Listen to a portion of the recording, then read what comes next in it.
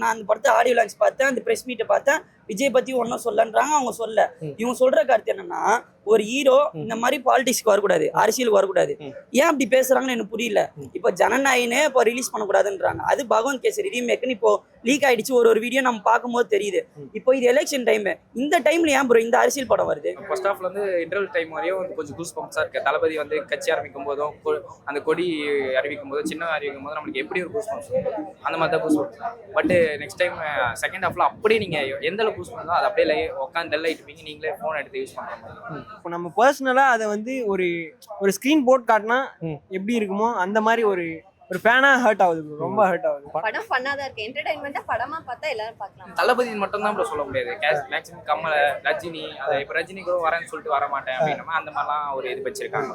இப்போ ரஜினில இருந்து கமல் வரைக்கும் எல்லாரையும் போட்டு ஓட்டிட்டானுங்க. முக்கியமா விஜய் ரொம்ப தாக்கிட்டாங்க. சினிமால இருந்து வரவங்களுக்கு அரசியல்ல இருந்து என்ன வர வாய்ப்பு இருக்குன்னு சொல்றாங்க.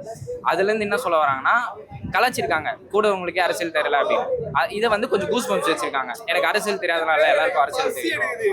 அதனால இது வந்து படம் வந்து மேக்ஸிமம் ஒரு 10 5 தான் ப்ரோ. கடைசியில விஜயில இருந்து தொட்டு ரஜினியோட முடிச்சிட்டாங்க ப்ரோ. ஒரே வார்த்தை. ஏன்னா இப்ப சொன்னா இப்ப பாக்குறவங்களுக்கு ஸ்பாயில் ஆயிரும்.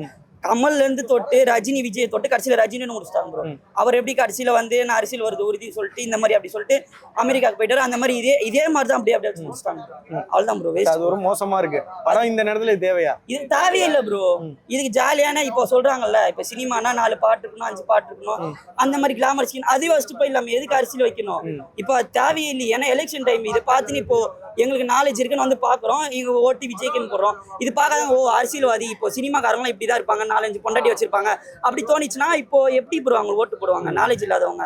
சிம்பிள் ப்ரோ, வேஸ்ட் ப்ரோ இந்த படம்.